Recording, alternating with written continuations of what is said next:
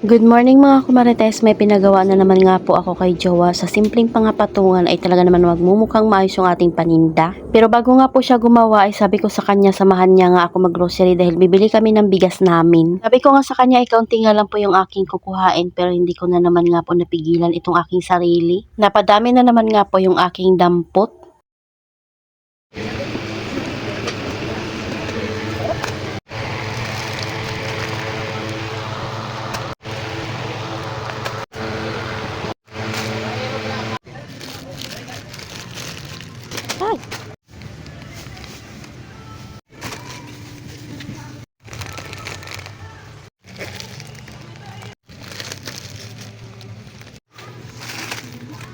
After ko nga manguha ko marites, binayaran ko naman nga po kaagad ito. So ayan, pauwi na nga po kaagad kami. Nag-overtime nga po siya kaya naman 7:30 na nga po kami nakapag-grocery. Kadating naman namin sa bahay, ayan, at ginagawa niya na nga po yung aking nire-request na patungan. Yung kabilang side kasi ng tindahan ko ay nagiging magulo nga po siya dahil patong-patong nga lang po yung mga nakalagay doon. Sabi ko nga sa kanya parang magmumukhang magiging maayos yata yun pag mayroon nga po talaga siyang sariling patungan. Kaya ayan, ginawa niya na nga po kaagad dahil simple lang naman itong aking request. Dali lang naman niya ito nagawa ko marites dahil nakasukat na nga po at nakaputol na nga po iyang mga iyan. Ito naman nga po yung pinaka-itsura nung hindi pa siya nalalagyan ng patungan. Magulo nga po dyan tingnan at hindi kaaya-ayang tingnan. Naging maayos na nga po yung itsura niya kumarites nung mayroon ng patungan. Nakapag-refill na nga rin po ako dyan kaya puno nga po yung mga iyan. Paano nga ba ako naghihiwalay ng aking mga bilihin kagaya nito na sabay-sabay nga po iyan? Ibigay ko na nga muna yung mga items bago ko nga po ihiwalay yung mga bayad nila. Itong sigarilyo ay syempre yung tatlong bayad ng sigarilyo ay ilalagay ko kung saan siya nakalagay. Pag meron pa nga pong nakasunod na customer ay una ko na nga munang binibigyan ng items. At pagkatapos tatandaan ko nga po yung bentang nakahiwalay at ilalagay ko nga po yun kung saan sila dapat nakalagay. Nga kami kumarites kaya naman si Kuya Sian muna yung nagbabantay doon sa tindahan. Nagawa nga si Jowa ng shelves para doon sa CR namin at hindi na nakakalat yung mga sabon. Para pag nakabili na nga po ako ng mga stock ay meron nga po kaming lagayan. Sobrang taas pala ng CR namin kumarites kaya ang sabi ko sa kanya ay islaban niya. Paglagyan nga po ng mga gamit na hindi nga po laging ginagamit. Para yung ibang nakalagay nga po sa ilalim ng lababo namin ay ilalagay na nga lang po doon sa pag-iislaban sa ibabaw ng CR. At magpapagawa nga po ako sa kanya ng drawer doon sa ilalim ng lababo. So ayan, at pinapakita na nga po niya sa akin kumarites kung ano nga po yung magiging itsura ng shelves doon sa CR.